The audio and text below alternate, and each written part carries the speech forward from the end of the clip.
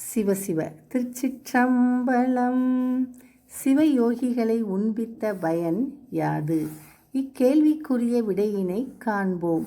செந்நெல் அரிசி, குருவை அரிசி, ராசசாளி அரிசி போன்ற அரிசிகளால் சமைத்த சோற்று உணவுடன் பருப்பு, நெய் பொரித்த கறிகள் மற்றும் பலவகை சுவையான உணவு வகைகளை உயிருக்குள் உயிராக விளங்கும் சிவபெருமானை தம் நெஞ்சத்துள் கண்டு தெளிந்த சிவயோகிகளுக்கு சிராத்த நாளில் அன்போடு அமுது செய்வித்தால் தாம் இந்த தரையில் வாழ்ந்து கொண்டிருக்கும் போதே நரகப் பள்ளத்தில் கிடந்து துன்பங்களை அனுபவித்து வருகின்ற தம் 21 தலைமுறைகளைச் சேர்ந்த உறவினர்களை நரகத்தில் இருந்து கரையேற்றி சிவ உலகத்தில் தங்கச் செய்தவர் ஆவார். மேலும் தாம் கருதியபடியே நன்மகனை பெற்று மகிழ்வார். இதனை சிவ தர்மோத்தரம் என்னும் நூலில் தவத்திரு மறைஞான சம்பந்தர் 191வது பாடலில் அருளியுள்ளார். பாடலினை காண்போம்.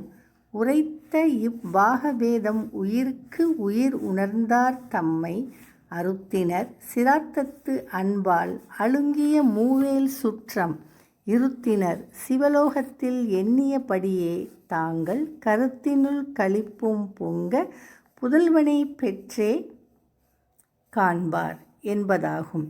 இப்பாடலில் வரும் பாகபேதம் என்றால் சுவையாக சமைத்த பலவகை உணவுகள் என்று பொருள்.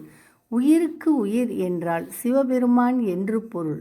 மூ என்றால் 3, மூயேல் என்றால் 21, உணர்ந்தார் என்றார் சிவயோகி என்று பொருள். சிராத்தம் என்பது இறந்தவரை குறித்து வருடாந்தரம் செய்யும் தானக்கிரியை ஆகும்.